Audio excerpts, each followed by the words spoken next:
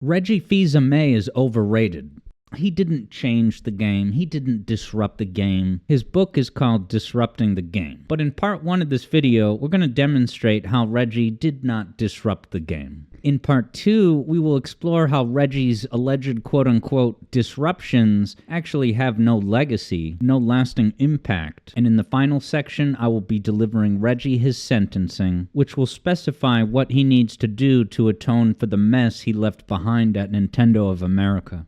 So let's dive into this, guys. Did Reggie disrupt the game? Well, what does that even mean? To disrupt the game means you bring an approach, a methodology, an idea to the table that's a game changer, that changes the way that everyone has to do said thing from that point on. So like if Nintendo puts out their Wii and motion controls become a big hit, well now all these other console companies feel obliged to keep up. So then you get PlayStation Move, Xbox Connect. That's what changing and disrupting the game is. So if you have coffee with Reggie and you ask him to explain and specify how he disrupted the game, well really he's mainly going to just talk about things that happened internally at Nintendo. At most, you can say that Reggie disrupted not the game itself, but just one specific player in said game. Nintendo, the company itself. So Reggie will be quick to tell you about he disrupted the game by demanding a meeting with Iwata, the head of Nintendo in Japan at the time. And he's giving himself credit, patting himself on the back just because he opened a line of communication with the head honcho at NOJ. Look, Nintendo is an ancient company that's really set in its ways. So really all Reggie was doing was asking for a basic line of communication that really should have been in place anyway. And then Reggie takes to the stage in his classical debut stage presentation to say, "I'm Reggie and I'm here to kick ass, take names, and make good games." And I think we all know that Reggie didn't even come up with that. It was some marketing consultant or whatever. And even if it was Reggie's suggestion, well really all he's doing by declaring an intent to kick ass is just emulating Sega. Sega has been the ass kicker since the 90s. Sega has been that home of the edginess, that cool aggression, taking no prisoners and chasing Kit Ellis out of the equation. So for people to geek out with excitement, the fact that Reggie said the A word at a Nintendo presentation, well, the only reason that has any novelty whatsoever is because the bar is so incredibly low for Nintendo. They have time and again insisted on safe, sterile, boring approaches to appeal to as broad and generic an audience as possible. And that's the reason why a game like Mario Wonder could have the reception it did from longtime fans, because the new Super Mario Bros. Games that came out leading up to Wonder were absurdly safe and simple, and just these plain templates for levels. Here's the snow level, here's the lava world, come on through. So for Wonder to have all these wacky color schemes, well, Sega did it. Sega did it in the 90s. Have you ever played Sonic CD and Knuckles Chaotix? That was Sonic Wonder 20, 30 years in advance. And so look, I would not deny that Reggie was an epic dude in the way that he was charismatic, the way he presented things. And I would be the first to acknowledge that his presentations, for what they were great. They were quirky, funny, memorable. They kept you engaged. Did they not? They sure did. Okay, so Reggie's a content creator then. Guys, he's a content creator. He read off that catchphrase about we kick ass and make games, but he doesn't really make them. He receives the games from Nintendo of Japan, and then he is tasked with marketing them, adjusting the approach somewhat, but he was just a salesman for products that were designed independently of him. And sometimes it starts to feel that Reggie is given disproportionate praise and recognition for the simple fact that he's taking the boring template of E3 presentations and taking it up to the next level. So for Nintendo fans who are committed to watching the entire Nintendo presentations from beginning to end anyway, are just sitting there gracious and thankful that, oh my god, I'm so glad these aren't as boring as they used to be. You know, Reggie takes to the stage. He says, "My body is ready." I never saw all the hype about "my body is ready." Oh, my body consents to this. All right. He said it on the fly. It was a little quirky. I just don't know how you could call back to "my body is ready" on Jimmy Kimmel. when I asked around for examples for people to provide of contributions that Reggie made that at least somewhat justify the claim that he had disrupted the game, or as far as any lasting impact of contributions he provided, people mention Wii Sports and the fact that Reggie had to vouch hard for Wii Sports to be a pack-in game that came included with the console. And the brass up at the top of Nintendo in Japan was like, hell no, absolutely not. We don't give away our software for free. That's just not what Nintendo does. It cheapens the value of it. But Reggie vouched very passionately that it would be a net gain to include Wii Sports as a pack-in game. And look, I agree with him. But he did not disrupt anything. Again, if we're looking at that as a contribution from Reggie, all he was really doing was catching up to Sega. Could Sega interest you in a Sega Genesis with a pack-in game of Sonic 1 and later Sonic 2? How do you think Sonic was able to sweep into the market and scoop up such a considerable sizable market share? It was partly due to the accessibility and availability of Sonic. The flagship killer app comes with the console. So congratulations, Nintendo. You finally agreed to catch up with your peers and get over your arrogance that even something as simple of a format as Wii Sports is something that you're reluctant to give away for free. You say it's for free, but it's an investment. Have you not heard of what a loss leader is? I'm not even going to define that term out of respect to my audience because it's so clear-cut as it is. In part 2 of this video, we are going to talk as to whether Reggie's contribution to insist Wii Sports was a pack-in game had any lasting impact. But in the meantime, as far as Reggie's gaming sense and how he steered the direction of the company and its marketing, well, let's not forget that Reggie hyped up Other M as a big deal. It is said that he had access to Other M when it was still in development so that he would be able to hype it up to his would-be potential customers. So for him to then turn around and say, oh, well, Other M was a disappointment that didn't deliver, and it just took too long to get going. The first 5 hours of the tutorial-minded stuff, it just too tedious, too plodding along. And it's like, wouldn't you full know well what the pacing of the first few chapters of the game would be? And how are you going to turn around as a Monday morning quarterback and just say, oh, the game didn't deliver? I think, Reggie, that you did not deliver because you queued it up as what was supposed to be some big, important, seminal capstone, cornerstone moment for the Metroid series and for Metroid fans. And look, we all know that Reggie tried to his best of his ability to keep Xenoblade Chronicles out of the United States of Obama. And look what happened. Look, I know it's easy for me to give Reggie a hard time retroactively as a Monday morning quarterback, but I know enough people who live and breathe by Xenoblade games, enough to say that that was an unfortunate, inexcusable blind spot on Reggie's end. And my God, don't you dare ask Reggie Fils-Aimé about Mother 3, because that guy will get aggro. And half the time, you gotta wonder why he's not nonplussed at questions of Mother 3. He gets so plussed, maybe in part, because of the Beatles' melodies that are in the music and don't belong there. It certainly can't be helping. And so now that we've established Reggie as an exceptional content creator and salesman, we are separating that from any practical hands-on experience or insight he has with video games themselves. Did he game growing up? Sure, but he also worked for Pizza Hut, Procter & Gamble. So I'm going to now substantiate the claim that Reggie the person is a step removed, more so than you would think, from the actual meat and potatoes of gaming. So now we're going to look at a rapid-fire compilation of many unfortunate instances in which Reggie uses the word content in a way that you typically only hear money-printing corporate machines use the word, that sort of commodifies gaming and loses the magic, the adventure, the experience of it. It's just a unit on the shelf to be sold. It's content. There was a tremendous amount of confidence that the leadership at NCL had in me.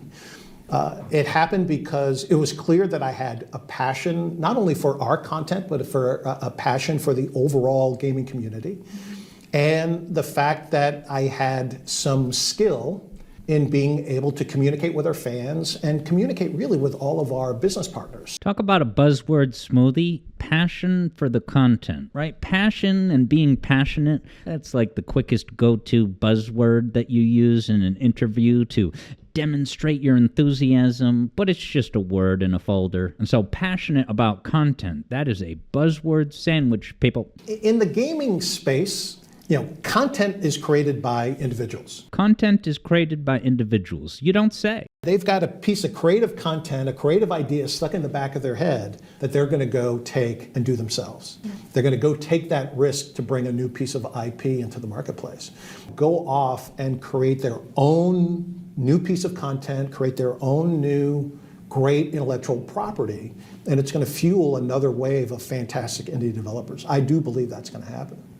So Reggie talks about a hopeful wave, the next generation of stuff, but it's content, intellectual property. I cannot think of a more corporate, soulless way of phrasing that. The company had a desire to communicate with the fan base and do something fun and interesting. We just kind of did it. Right. The classic, do it, don't ask for permission, just do it.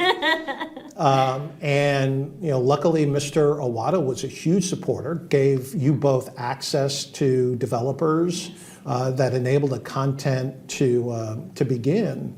But it was those early experiences, maybe some of the early battles in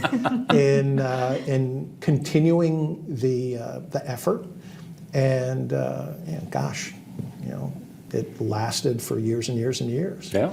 But it's those early experiences and candidly how we fought to have it continue. Reggie further exposes his thoroughly ingrained corporate soul by using the word engage in some disappointing ways. And it's for that reason that when you're on a date, you do not in the middle of the date say, "I've really enjoyed engaging with you in this way. Let's talk about some more topics." I actually think the question is, in the here and now, how is Nintendo going to engage with the community? And I'm sure the company's thinking about that.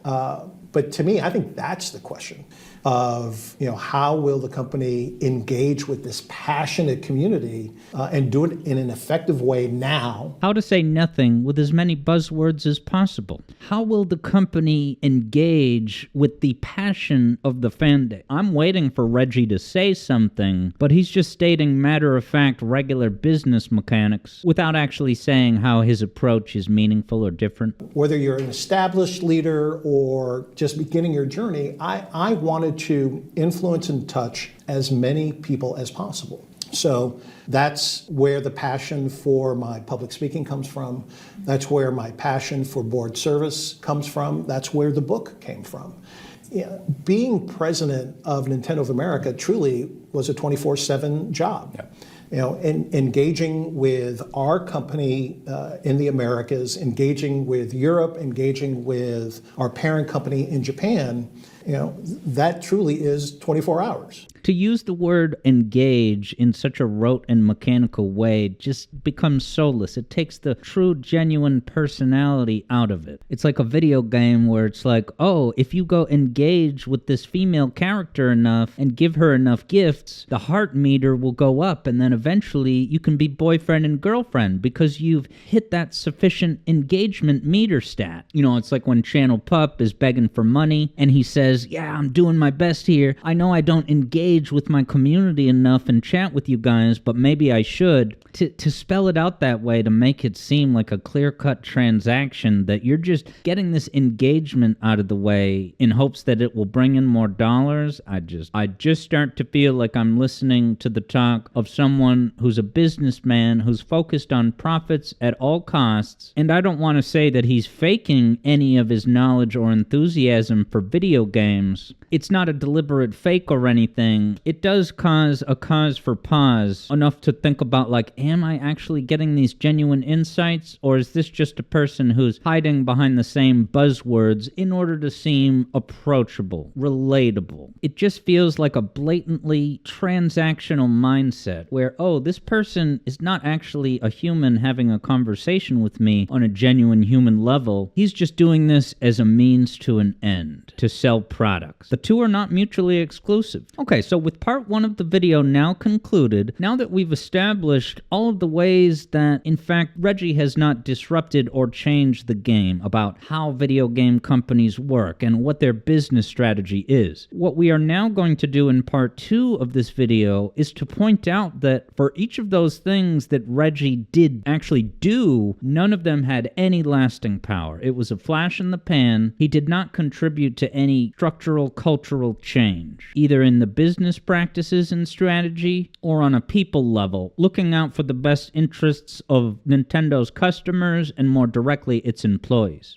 So now here in part two of the video, we are going to discuss very tangibly Reggie's legacy. Now, many people have a thorough misunderstanding of what a legacy even is. What does that word mean? Okay, a legacy is not sitting around doing remember whens of funny memes that happened 10 years ago. That's not a legacy, that's a has-been. Okay, if we're to talk about a legacy, that is something that you did or something that you contributed that has a lasting life. It's a thing that still happens. It's still around. Okay, so what is Obama's legacy? Well, one thing that Obama contributed that's still in effect today is opening up U.S.-Cuba relations. You can go back to Cuba now, still, as of 2025. Because that is still a thing, that is Obama's legacy. Just as Biden's legacy is a massive flood of illegal immigrants that poured into the country in the first couple of years of his administration because of all the advertising they did about sanctuary city policies. So now we have a great many illegal immigrants in the country still here right now as of 2025, and it's a topic that is still being dealt with as we speak. So that's a legacy, because that's a lasting impact that is still alive, active, and occurring.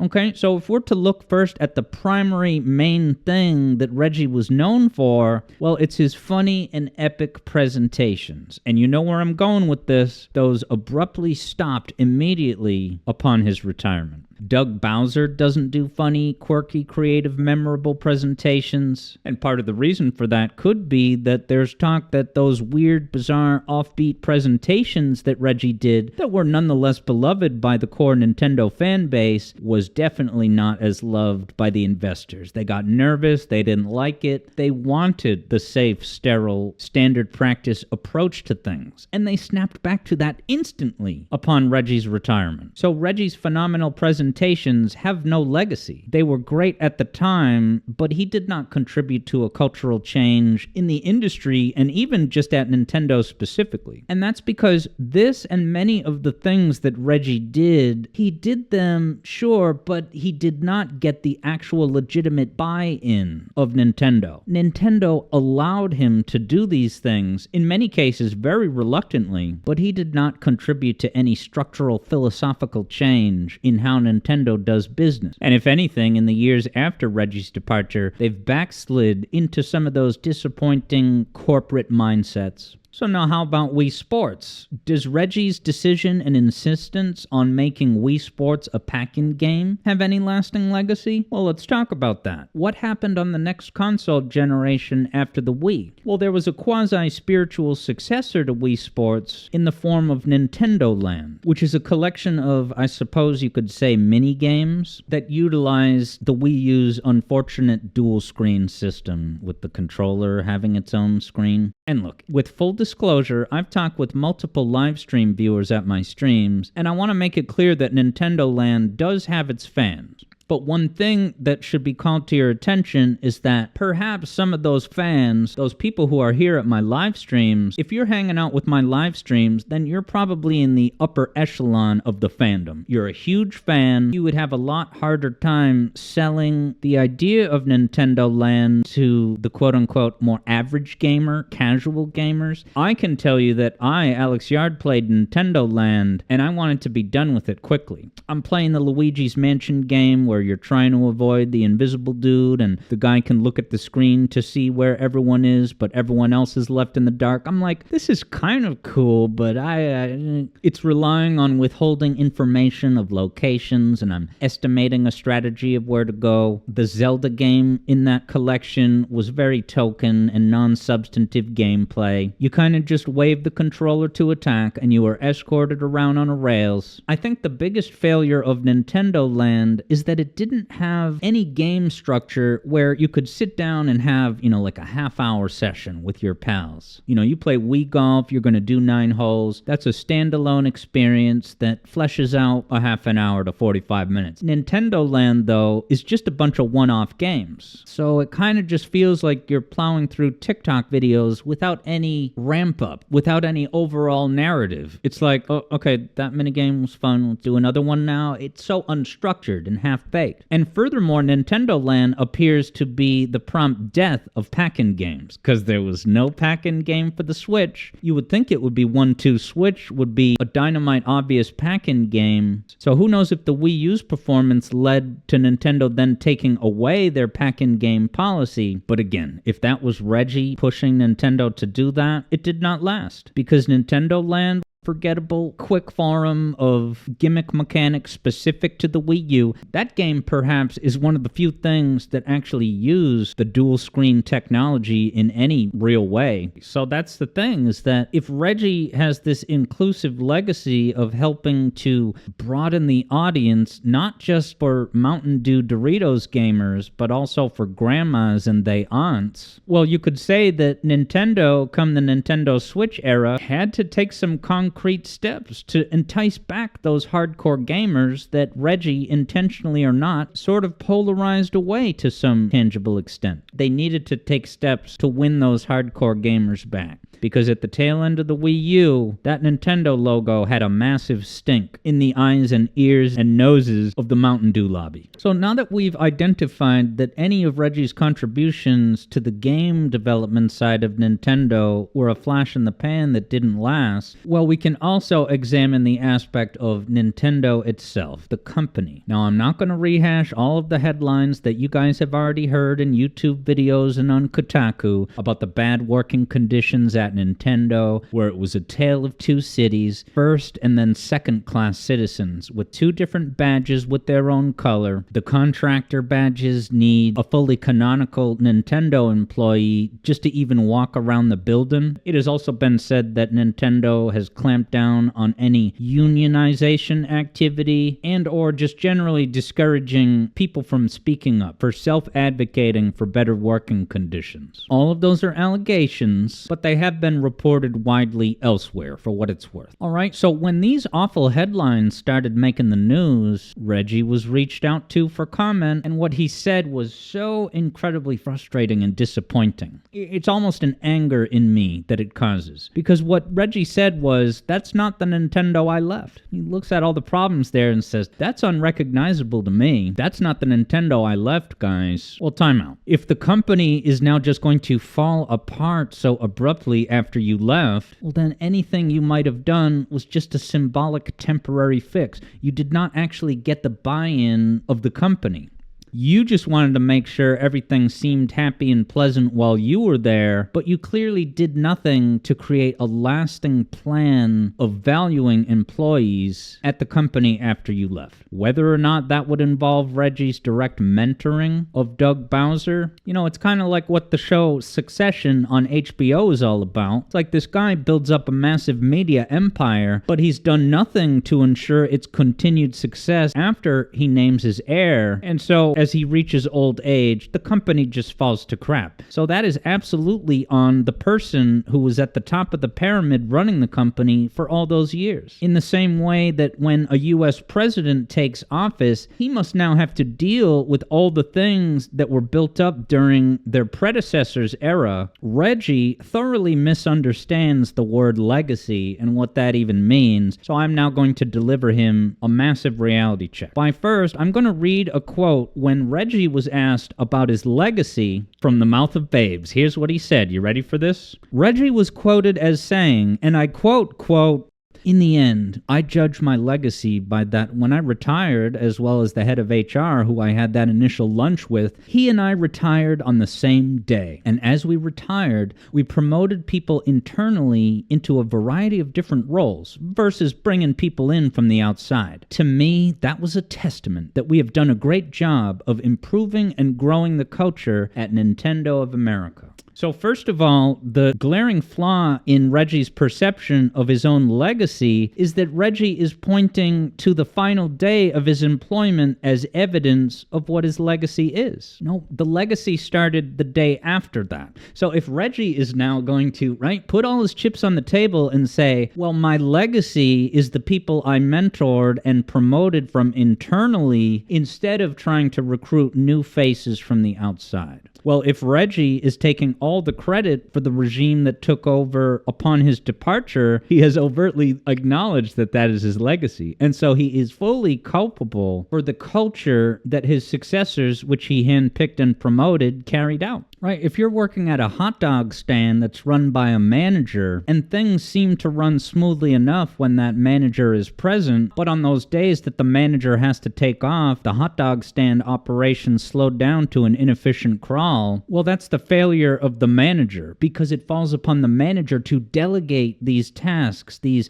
approaches, philosophies, mindsets, or even just basic standard practices to execute in the manager's absence. And so for Reggie to just sit there and let himself off the hook by saying, that's not the Nintendo I left, well, he's not denying any of those specific reports. That there was a long-running, over many years, culture at Nintendo where contractors would be strung along for years and years, dangling that carrot in front of their face, say, you might get a permanent job here at Nintendo at some point, so keep soldiering through, keep getting kicked out of the door every 11 months so that you haven't technically worked here for a whole year so that we don't have to pay you insurance and other benefits, right? Those things that finally came to light about Nintendo in the early 2020s, well, those were things that were happening. People were talking about this is a years-long problem, that the potential of a full-time job would be dangled, and then there's the unfortunate instance of a girl plowing through the gauntlet of contractorship for years and years, finally gets a chance to shine in an interview, but then a family member died, which interfered with part of the interview process, and the permanent position was then denied on account of poor attendance during the interview process. I didn't experience that firsthand. It's an allegation, but it is part of a larger concerning trend of things that could not have just, right? For such systemic brutal treatment of contractors in that way, that is not something that just happens overnight. And even if it did, all that really means is that Reggie picked the wrong successors. He appointed the wrong people. And so to further peel back the layers of Reggie's bullcrap, well, Reggie tries to give himself a win by saying, oh no, when I was there active at Nintendo, I did lunch events. I scheduled periodic lunch events where full-time employees and contractors alike were invited to join, and we made them feel welcome. Well, I hate to have to be the one to bring this to the attention of everyone else listening to me in the audience, but that is a symbolic, meaningless charade. Reggie, when asked to defend his tenure at Nintendo, the culture that he cultivated and passed on to his successors, he says, no, I was good to the contractors because of those lunches. That's just a meaningless symbolic gesture, and it's not like those contractors were going to use a lunch event like that to express their grievances about the company, right? That would be their last day at Nintendo as a contractor if they did that. So I am so thoroughly mad at Reggie for giving himself this credit for something that was purely symbolic. And he did it without buy-in, because who's to say that those luncheons continued after he left? So I don't care how many luncheons Reggie did. What his comments reveal is that Reggie was not concerned or in touch with the contractor's employee satisfaction within Nintendo of America. If you're the president of a Nintendo of America company like that, you have ways of gauging your full-time employee and contractor job satisfaction. Do they feel valued? Do they feel like they're compensated correctly? It's not that you have to indulge their every demand, but as a starting point, you should have the finger on the pulse of your employee satisfaction stats. And that can be very easily obtained doing those annual surveys. So for Reggie to be shocked by any of these developments that Reggie really didn't care about the well-being of the contractors during his time, because the only thing he said in defense of his treatment of contractors was the lunch events, which are nothing, that are absolutely meaningless, even insulting, in light of the horrible working conditions and second-class treatment that contractors appear to have been receiving even during the years of Reggie. And even if, for the sake of discussion, if we are to a moment imagine that these problems only started with a snap of the fingers the day after Reggie retired, that's not the case. But if it was, that would still be on Reggie, because he patted himself on the back saying his legacy was all the people that he promoted internally upon his retirement. And it's like, well, that's your legacy? Isn't that a no-brainer? That it is always preferable to promote people that are already internal employees because they know all about the company culture. They know what makes it tick. You don't have to do all of these new awkward team-building icebreaker exercises with the new hires and have them have a teething period, right? You always promote from internally if you can. And yet Reggie is saying this is some great accomplishment legacy of his. So if I'm to then look at that and ask myself, did Reggie actually care that much about the contractors or the employees under his umbrella during his time? And furthermore, did he care all that much about the success of Nintendo itself as a company? Well, he would certainly give you that impression on the surface. So he retires, and next thing you know, he's accepting a position at GameStop. Now, I was horrified to hear this because GameStop has traditionally been the severe premeditated enemy of all the main video game publishers. I mean, we can talk about the horror stories of what it's like to work for GameStop throughout the years. We could go into a whole symposium comparing the GameStop workplace environment to being a contractor who's overworked and undervalued at Nintendo of America. So for Reggie to just jump ship, go through the revolving door, and hop into a cushy board position at GameStop, this is GameStop, the company who very notoriously erodes Nintendo's sales volume by secretly withholding new copies of games. And when people come in, they're looking for a certain game, the GameStop manager knows full well that they have sealed brand new copies in the back, but they lie. And they say, no, we don't have any new copies. You have to buy one used. And that's because GameStop is going to get a much bigger chunk of the revenue for used game sales. So that is directly hurting Nintendo and other video game publishers to just all of a sudden get drafted by GameStop and put on their jacket with their insignia felt disgusting to me.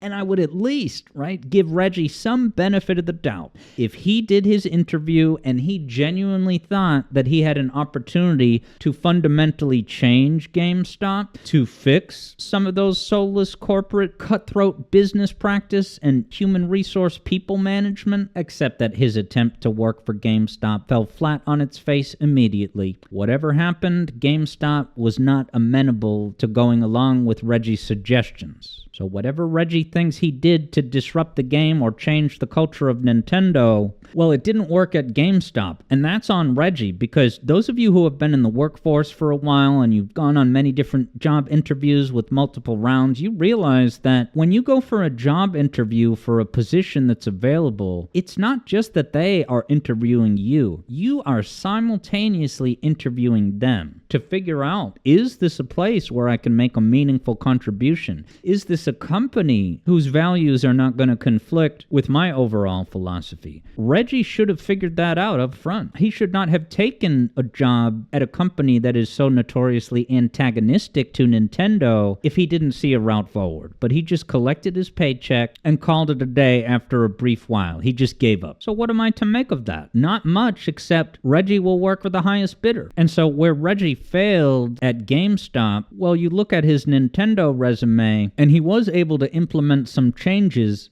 but it was only ever reluctantly. It was a temporary concession. Nintendo went along to get along, and as soon as Reggie left, they snapped back to their old ways, safe, sterile, soulless corporate business practices. And because Reggie never actually achieved buy-in at Nintendo for his approach, he did not disrupt or change the game or even the singular player of Nintendo. All he really did was use his position of power to conduct limited-run experiments that disappeared into a mist the day he left. And so with the infinitesimally small legacy of Reggie Fils-Aimé identified We have now arrived at Reggie's sentencing. I will be delivering the sentence, which will specify what he would need to do in order to atone for this situation. Reggie Fils-Aimé, I sentence you to acknowledging the fact that Nintendo's current struggles and bad press and toxic workplace environments, reputation, that falls significantly upon you because you yourself acknowledged that you think your legacy are the people you mentored and promoted internally to carry out the mission that you spelled out for them after you left. But you seemed only concerned with just putting a happy face on it